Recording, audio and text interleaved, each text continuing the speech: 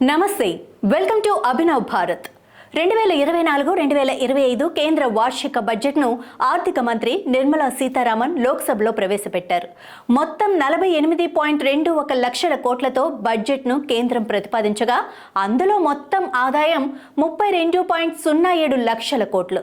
ద్రవ్యలోటు GDP 4.9%గా ఉండవచ్చని బడ్జెట్లో అంచనా వేసింది.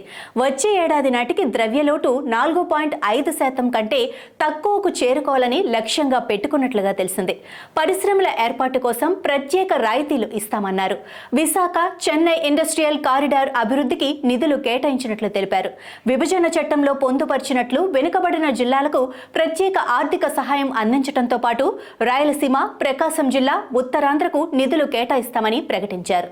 అయితే ఈసారి బడ్జెట్లో తెలుగు కోడలు నిర్మలా సీతారామన్ తెలుగు రాష్ట్రాలకు భారీగా బడ్జెట్లో నిధులు కేటాయిస్తారని ఆశించగా ఆంధ్రప్రదేశ్ రాష్ట్రానికి వరాల జల్లు కురిపించి తెలంగాణకు మాత్రం మొండి చేయి చూపించారు. కేంద్ర బడ్జెట్లో ఆంధ్రప్రదేశ్ రాజధాని అమరావతి అభివృద్ధి కోసం 15,000 కోట్ల ఆర్థిక సాయాన్ని ప్రకటించగా వీటితో పాటు అవసరాన్ని బట్టి ఇంకొన్ని నిధులు కూడా కేటాయిస్తామని స్పష్టం చేశారు. అటు పోలవరం ప్రాజెక్టు విషయాన్ని కూడా బడ్జెట్లో ప్రస్తావించారు. పోలవరం పూర్తి చేయడానికి కేంద్రం నుంచి సంపూర్ణ మద్దతు సాయం అందజేస్తామని, పోలవరం ప్రాజెక్టు ఒక్క ఏపీకి మాత్రమే కాదు భారతదేశ ఆహార భద్రతకు చాలా కీలకమైనది అని వివరించారు. ఏపీపై ప్రేమ చూపించిన కేంద్రం తెలంగాణకు మాత్రం కేటాయింపుల్లో అన్యాయం చేసింది. ఒక్క హైదరాబాద్ బెంగళూరు పారిశ్రామిక కారిడార్ అభివృద్ధికి ప్రత్యేక నిధులు తప్ప ఏమీ లేదు.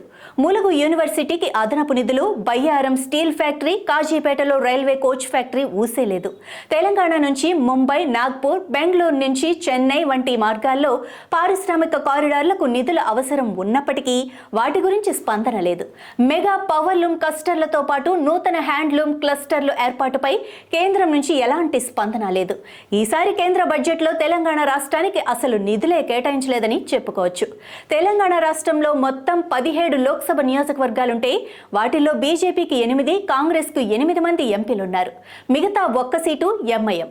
2 జాతీయ పార్టీల ఎంపీలు ఉన్నా కనీసం బడ్జెట్పై ఏ ఒక్కరూ మాట్లాడకపోవటం దురదృష్టకరం.